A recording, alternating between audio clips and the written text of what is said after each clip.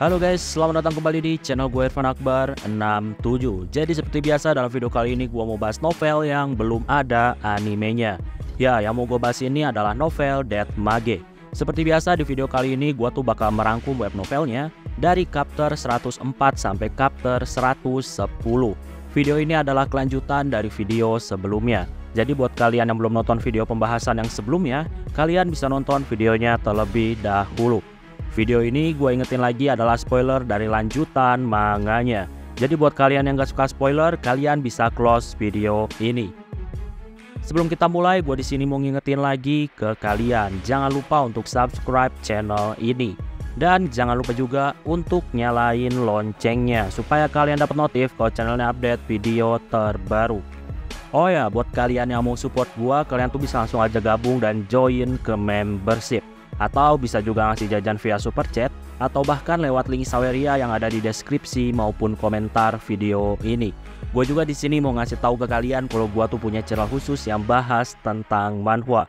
Jadi buat kalian yang suka sama komik Korea ataupun komik Cina, kalian tuh bisa langsung aja mampir ke channel gue yang satunya, yaitu Irfan 67. Oke, tanpa basa-basi lagi, langsung aja kita mulai ke ceritanya. Kisah dimulai dari beberapa prajurit yang terlihat lagi melakukan pertarungan melawan Rasaila. Ya, dengan perjuangan, prajurit itu pun akhirnya berhasil mengalahkan Rasaila. Di sisi lain, saat ini Vandaru tuh terlihat lagi melakukan eksperimen dengan menggabungkan beberapa tubuh Left Dead dari Tenesia kepada tubuhnya Eleanora. Ya, Vandaru melakukan operasi transplantasi. Operasi transplantasi yang dilakuin sama Vandaru tuh bisa dibilang terlihat sempurna karena nggak ada bekas jahitan operasinya. Setelah melakukan operasi kepada Eleanora, Vandaru sekarang menggabungkan beberapa tubuh Left Dead dari Tenesia kepada Belmont. Operasi yang dilakuin kepada Belmont tuh ternyata jauh lebih lama daripada Eleanora. Operasi Belmont tuh sampai lebih dari 10 jam. Oh ya, Eleanora sama Belmont setelah dilakukan operasi transplantasi, keduanya tuh minum ramuan darah yang terbuat dari darahnya Vandaru. Nah, setelah itu keduanya berubah ras menjadi abyssal vampir. Saat ini di malam hari, Vandaru dan beberapa bawahannya tuh sekarang pergi menuju wilayah yang dulunya menjadi Kadipaten Sauron. Sekarang wilayah yang tadinya dikuasai sama negara Urbaume itu sekarang tuh udah dikuasai sama negara Hamid. Nah, tujuan Vandaru ke wilayah Sauron, dia tuh mau mencari benih padi. Selain itu, Vandaru juga mau mencari ras Saila yang merupakan salah satu ras Dewi Vida. Di sisi lain, saat ini terlihat ada rombongan pedagang budak. Ya, rombongan pedagang budak itu mau menjual budak-budak ke negara Hamid. Ya, diketahui kalau budak-budak itu berasal dari wilayah Sauron dan budak-budak itu adalah orang-orang dari ras Dewi Vida. Ketika dalam perjalanan, tiba-tiba rombongan budak itu pun dihadang sama pasukan pembebasan Sauron. Ya, mereka tuh bisa dibilang adalah pasukan pemberontak. Mereka tuh adalah pasukan yang gak mau kalau Sauron tuh menjadi negara Hamid. Mereka tuh maunya Sauron tetap di negara Orbaume. Mereka pun akhirnya membebaskan budak-budak tersebut dan membunuh rombongan pedagang budak. Pemimpin pasukan pembebasan adalah seseorang yang bernama Iris.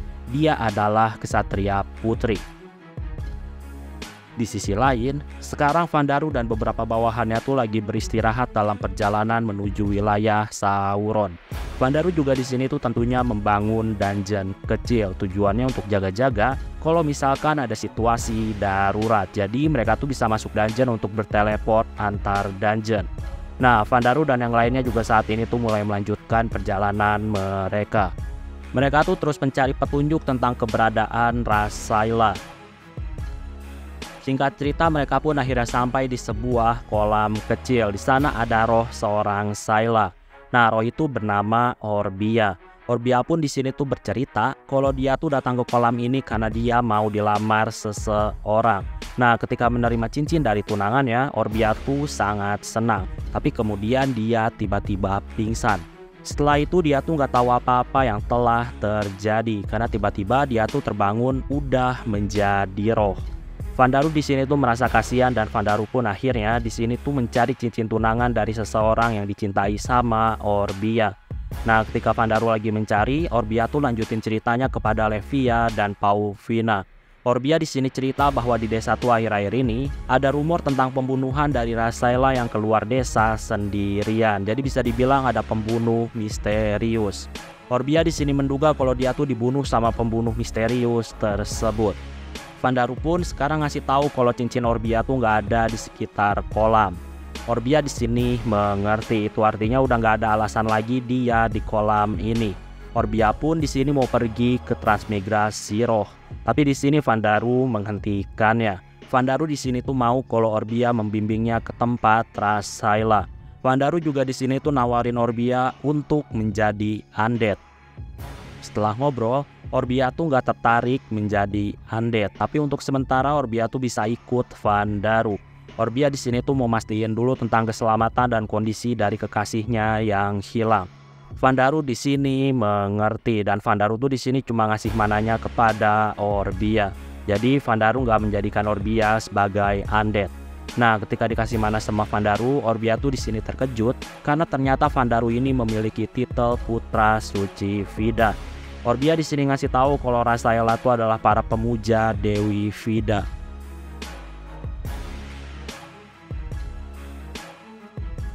Ketika dalam perjalanan, saat ini Vandaru melihat ada suara orang berteriak. Nah, Vandaru di sini mencoba untuk pergi mendekat ke suara itu sendirian. Dan ketika mendekat, ternyata itu adalah suara salah satu seorang wanita Rasaela yang saat ini tuh terlihat seperti orang yang tenggelam. Vandaru di sini tuh masih terus mengamati dari jauh dan setelah diamati, Vandaru di sini tahu bahwa wanita itu pura-pura tenggelam. Vandaru di sini curiga tentang sebuah jebakan. Nah, tapi karena di sini skill pendeteksi bahaya milik Vandaru nggak ada respon peringatan apapun, Vandaru pun akhirnya mendekat dan dia tuh mengambil peran sebagai penolong untuk mendapatkan informasi. Vandaru dan wanita itu pun mereka ngobrol. Nah, di sini diketahui ternyata yang dilakuin sama wanita itu adalah ritual untuk mencari pasangan. Jadi wanita itu pura-pura tenggelam terus diselamatkan sama seseorang dan orang itulah yang nantinya bakal menjadi pasangannya. Vandaru di sini tentunya terkejut karena dia tuh baru tahu ada ritual seperti itu. Itu artinya sekarang wanita itu menganggap kalau Vandaru adalah pasangannya. Orbia di sini ngasih tahu kalau ritual itu adalah ritual zaman dulu. Di masa modern seperti ini harusnya tuh jarang yang menggunakan cara jadul. Di sini diketahui kalau wanita itu bernama Privel. Privel ini adalah putri ke-12 dari kepala desa Rasaela yang bernama Perivel. Obrolan di sini masih berlanjut. Privel di sini ngasih tahu kalau Vandaru tuh harus menjadi pasangannya, ya seenggaknya sampai festival berakhir. Jadi, Privel tuh melakukan ritual mencari pasangan karena itu adalah bagian dari keagamaan yang saat ini mereka percaya. Nah, Privel ini adalah gadis kuil. Makanya dia melakukan ritual tersebut. Tujuannya tuh demi festival kelahiran musim dingin. Jadi Vandaru tuh sekarang harus menjadi pasangannya. Setelah dijelasin, Vandaru di sini mengerti dan dia bakal bantu Privel. Gak lama saat ini datang Pauvina yang dari tadi bersembunyi. Di sini terjadi obrolan. Pauvina di sini tuh keceplosan dan ngomong sesuatu tentang Orbia. Privel di sini tentunya terkejut karena ada orang asing yang bisa tahu tentang Orbia yang baru aja meninggal beberapa hari yang lalu. Orbia pun di sini pada akhirnya nunjukin dirinya dengan menggunakan sihirnya Vandaru. Ketika melihat Orbia, Privel di sini langsung menangis. Privel mencoba untuk memeluk Orbia, tentunya dia tembus dan dia tuh nggak bisa memeluk Orbia karena Orbia sekarang hanyalah roh. Di sisi lain, Yamata sama Rapie ditugasin Vandaru untuk melakukan patroli di sekitar camp. Nah, sekarang mereka tuh bertemu dengan segerombolan manusia yang mengaku sebagai para resisten atau bisa diartiin juga sebagai para pemberontak. Ya, tentunya para manusia itu ketakutan ketika mereka melihat monster. Yamata sama Rapie pun akhirnya menangkap para pemberontak wilayah Sauron. Para pemberontak yang pingsan pun akhirnya dibawa ke camp bawahan Vandaru yang mengikuti Vandaru dari jauh. Tentunya mereka tuh diperlakukan dengan baik di sana. Nah, di sisi lain saat ini Vandaru mendapatkan informasi tentang para pemberontak wilayah Sauron. Vandaru mendapatkan banyak informasi tentang apa yang terjadi di Sauron. Vandaru, Pauvina sama Privel saat ini tuh pergi menuju ke desa Rasaela. Nah, untuk masuk desa tentunya tuh harus memiliki alasan yang bagus supaya bisa diterima. Maka dari itu, Privel tuh di sini beralasan kalau Vandaru adalah ahli spiritual atau ahli roh. Jadi Vandaru bisa membantu untuk mengungkap pembunuhan Orbia. Nah, ketika sampai di tempat kepala desa, Vandaru pun di sini nunjukin kemampuannya dan dia tuh memperlihatkan roh Orbia kepada kepala desa. Kepala desa yang melihat Orbia, dia tuh tentunya terkejut dan langsung memeluk Orbia. Tentunya dia terjatuh karena Orbia tuh sekarang nggak bisa dipeluk karena dia hanyalah roh. Di sini kepala desa ngasih tahu kalau sebenarnya kedatangan Vandaru ke desa ini, hal itu udah dikasih tahu sama Dewi yang bernama Merebevel. Jadi Merebevel ini udah ngasih info tentang kedatangan ras tengah vampir berkulit putih. Jadi ya sebenarnya tanpa beralasan kalau Vandaru adalah ahli roh, kepala desa tuh pasti bakal tetap menerima Vandaru karena pesan ilahi dari Dewi.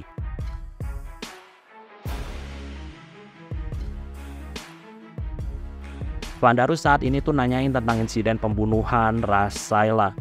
Kepala desa di sini bercerita tentang adanya pembunuh yang membunuh Rasaila yang dari setiap suku tuh dibunuh satu secara tiba-tiba. Dan korbannya tuh sekarang udah mencapai 5 orang. Kepala desa di sini berdeduksi kalau pelakunya tuh adalah seorang ekstremis dari ajaran agama Dewa Alda. Kepala desa di sini ngasih tahu, Kekaisaran Negara Ami itu sebenarnya udah setuju untuk mengizinkan Rasaila untuk tinggal di sekitar wilayah Sauron. Cuma syarat pajaknya tuh agak tinggi dibandingkan ketika masih menjadi negara Orbaume. Rasaila tuh nggak masalah dengan itu. Tapi kemungkinan tuh tentunya ada seorang ekstremis agama Alda yang gak suka dengan perjanjian damai dengan ras Dewi Vida. Makanya terjadilah pembunuhan terhadap Rasaila.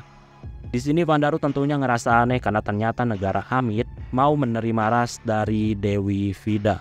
Padahal negara Amit itu adalah negara yang terkenal sangat mematuhi ajaran Dewa Alda. Kepala desa di sini ngasih tahu kemungkinan alasan negara Amit gak mau menyerang Rasaila itu semua kemungkinan karena lokasi desa Rasaila tuh nggak bagus untuk berperang.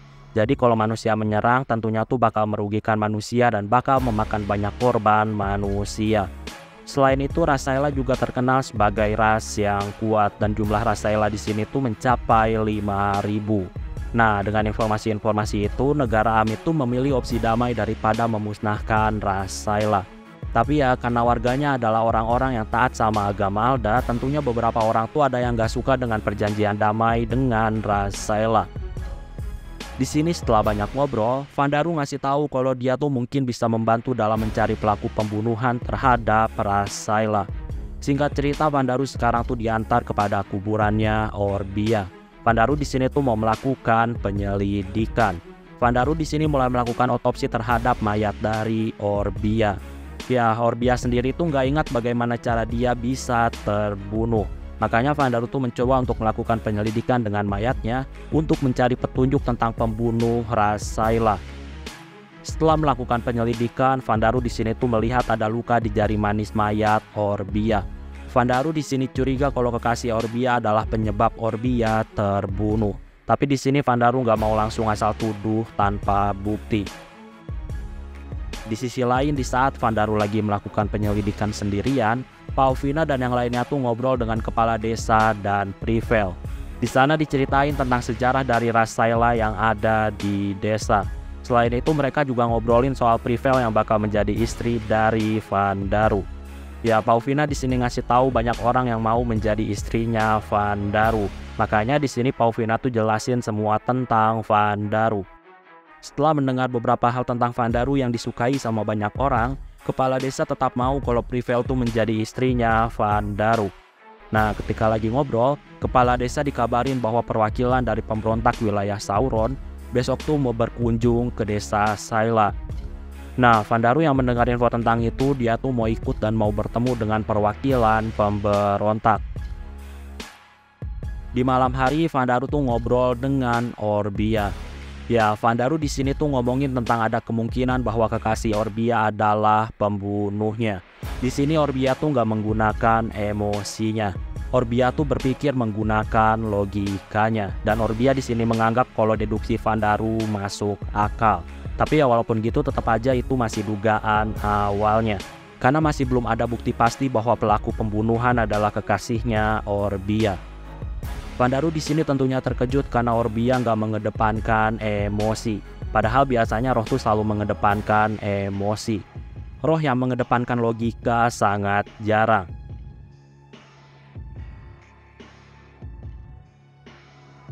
Vandaru di sini tuh masih ngobrol dengan Orbia dan Levia. Vandaru ngasih tahu kalau dilihat dari kondisi mayat Orbia, kemungkinan besar pelakunya tuh lebih dari satu. Bagi Vandaru, gak mungkin orang tuh bisa melakukan itu sendirian. Ya, jadi kondisi mayat Orbia ini bisa dibilang mengenaskan. Tentakelnya dipotong-potong, dadanya juga dipotong-potong. Ya, pada intinya mengenaskan. Setelah itu mayatnya digantung di pohon dengan menggunakan tali. Ya, pada intinya Vandaru ngerasa dari penyelidikannya terhadap mayat Orbia, harusnya pelaku nggak mungkin sendirian. Vandaru juga di sini nanyain tentang kekasih Orbia yang merupakan salah satu dari pemberontak. Di sini Orbia tuh nggak mau ngasih tahu tentang identitas kekasihnya. Tapi dari respon-responnya, Vandaru di sini tuh menduga kalau kekasih Orbia tuh beneran dari pemberontak. Di sini ada juga pembahasan tentang menjadikan Orbia sebagai undead, entah itu zombie atau ghost. Di sini Orbia terlihat tertarik jadi undead. Levia pun di sini jelasin jenis-jenis undead yang bisa dipilih sama Orbia. Walaupun gitu, Orbia di sini masih belum memutuskan mau menjadi undead atau enggak. Di sisi lain, pemberontak yang bernama Hat yang saat ini ditangkap sama bawahan Vandaru, dia pun akhirnya terbangun dari pingsannya. Hat di sini tuh tentunya kebingungan karena tiba-tiba dia dan teman-temannya tuh ada di suatu tempat yang gak dikenal. Hat dan yang lainnya pun sekarang tuh diajak makan sama beberapa bawahannya Vandaru. Di sini terjadi obrolan. Tentunya Hat tuh ditanyain soal pemberontak. Di sini Hat gemetaran dan dia tuh berbohong dengan bilang kalau dia dan yang lainnya tuh adalah pasukan pemberontak. Ya, jadi Hat ini adalah seorang penipu. Jadi sejak wilayah Sauron diambil alih sama negara Amit, Hat tuh mulai mengaku-ngaku kalau dia adalah pemberontak. Tujuan dia menipu, tujuannya tuh supaya dia tuh bisa mendapatkan keuntungan dari sana. Ya, bisa dibilang sebelumnya Hat ini adalah seorang pengangguran yang jadi preman. Makanya demi bertahan hidup, karena udah gak bisa jadi preman lagi di wilayah itu, Hat pun akhirnya menipu dan ngaku-ngaku sebagai pasukan pemberontak. Oh ya, gua tuh di sini mau ngasih tahu kalau pasukan pemberontak di wilayah Sauron tuh ada dua organisasi. Nama organisasi yang pertama tuh adalah pasukan pembebasan Sauron, dan organisasi yang kedua tuh adalah pasukan Sauron Reborn. Jadi bisa dibilang ada dua organisasi dan mereka tuh berbeda. Tapi ya pada intinya mereka tuh adalah para pemberontak yang gak terima kalau Sauron tuh diambil alih sama negara Amit. Saat ini para bawahan Vandaru yang ada di camp, mereka tuh mulai diskusi tentang Hat dan yang lainnya. Tentunya di sini mereka tuh ada kecurigaan tentang Hat yang berbohong dan lagi menyembunyikan sesuatu. Makanya para bawahan Vandaru tuh diskusiin untuk apa yang harus dilakuin. Sayangnya di sana tuh nggak ada Eleanora. Padahal kalau ada Eleanora, Hat dan yang lainnya tuh nggak mungkin berbohong karena Eleanora bisa menggunakan mata iblisnya. Ya gimana pun juga sekarang Eleanora tuh lagi menjaga kota Taloshem. Jadi Eleanora tuh nggak ikut dengan rombongannya Vandaru. Di sisi lain saat ini ada seseorang yang bernama Marduk. Marduk ini merupakan pasukan pemusnah dari negara Amit. Ya Marduk ini nggak setuju dengan gagasan untuk negosiasi dengan Rasaila. Jadi Marduk tuh nggak sengaja untuk berdamai dengan Rasaila. Bagi Marduk, ras Dewi Vida itu adalah ras yang najis. Marduk dan pasukannya tuh bergerak sendiri untuk menentang gagasan itu. Dan dia tuh mencoba untuk memusnahkan siapapun dari ras Dewi Vida yang masih ada di wilayah Sauron. Nah saat ini, Marduk mendapatkan info tentang adanya undead yang berkeliaran di wilayah Sauron. Marduk di sini menduga kalau ada seseorang yang mengendalikan para undead. Tapi ya Marduk tuh di sini masih belum tahu siapa orangnya. Marduk di sini menyuruh bawahannya untuk terus melakukan penyelidikan tentang undead yang berkeliaran di wilayah Sauron yang ada di dekat desa Rasaila. Marduk di sini menduga ada pengikut dewa jahat yang mengendalikan undead-undead tersebut. Ya tentunya undead-undead yang dimaksud sama Marduk ini adalah bawahan-bawahan Vandaru yang lagi membuat camp di dekat desa Rasaila.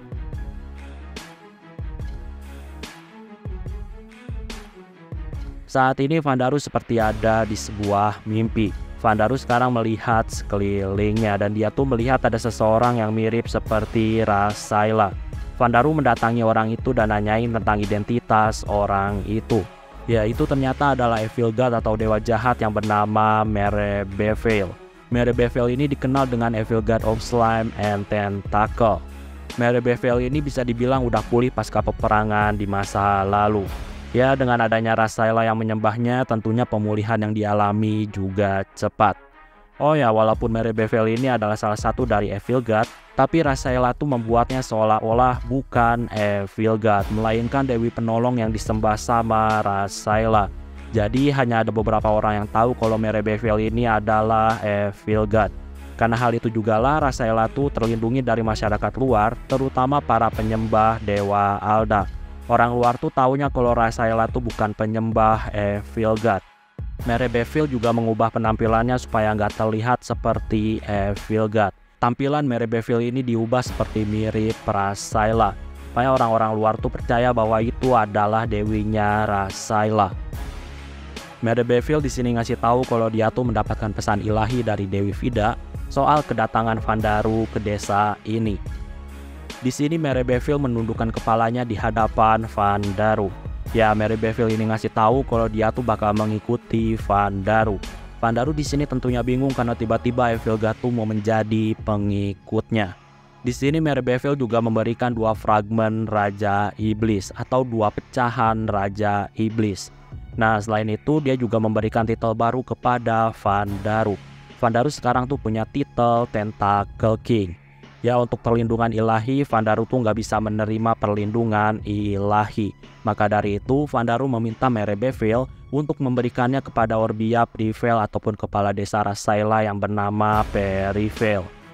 Merebevel di sini tuh mengerti dan dia bakal mengikuti perkataannya Vandaru. Ya, Merebevel ini udah mengamati Vandaru dan Merebevel nyimpulin kalau Vandaru tuh memiliki kekuatan yang nggak dimiliki sama Raja Iblis. Ya, Vandaru ini mampu mendeteksi siapa yang berkhianat kalau menjadi bawahannya. Jadi kemungkinan Vandaru dikhianati itu bisa dibilang sangat kecil. Saat ini setelah bangun dari tidurnya, Vandaru mencoba fragmen Raja Iblis yang baru aja dikasih. Fragmen yang pertama bernama Demon King Sucker atau penghisap Raja Iblis.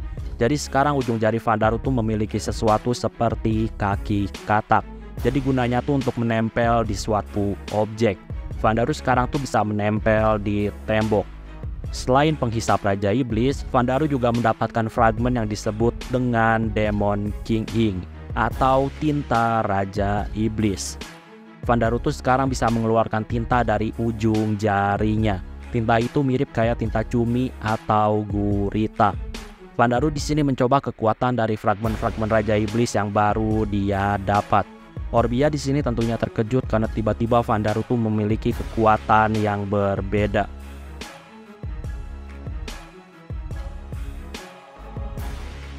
Di sisi lain, Marduk saat ini tuh mulai mutusin untuk menyerang camp tempat di mana ada banyak undead di sana. Ketika sampai di lokasi, di camp itu ternyata ada benteng yang sangat besar. Marduk di sini tentunya terkejut dan dia tuh bingung karena ada benteng yang besar. Marduk pun di sini akhirnya mutusin untuk mundur. Gimana pun juga, gak mungkin bisa menyerang kalau ada benteng yang sangat besar. Nah, ketika mau pergi, tentunya keberadaan Marduk ini udah diketahui sama para undead bawahannya Vandaru. Jadi para bawahan Vandaru ini gak bakal membiarkan Marduk pergi. Benteng besar pun di sini tiba-tiba berubah menjadi undead tengkorak dan ada juga yang berubah menjadi pepohonan yang besar. Marduk dan pasukannya tentunya terkejut dengan apa yang telah terjadi. Di sini Knocen ngeluarin nafas beracun dan itu menyebabkan beberapa orang menjadi batuk-batuk.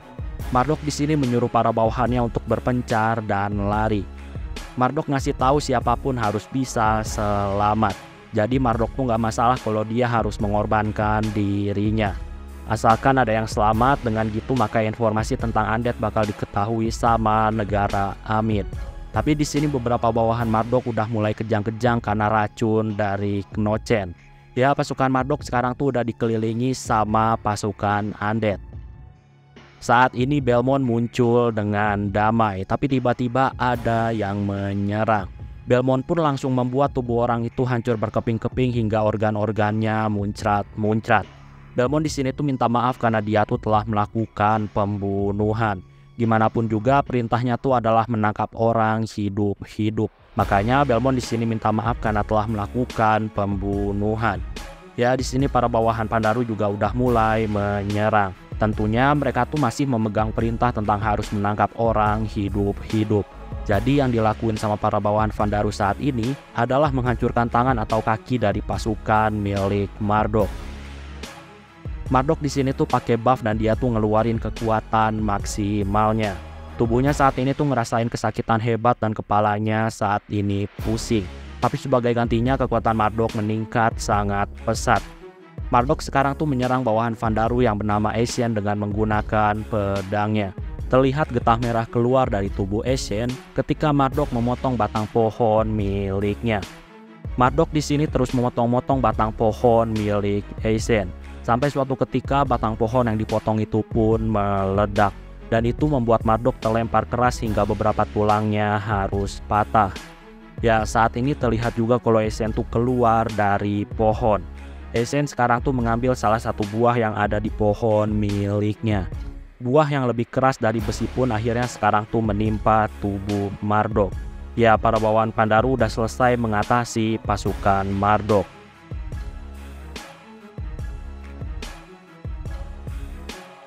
Oke, sebelum gua akhiri videonya, gua di sini mengucapkan terima kasih ke kalian karena udah mau join ke membership.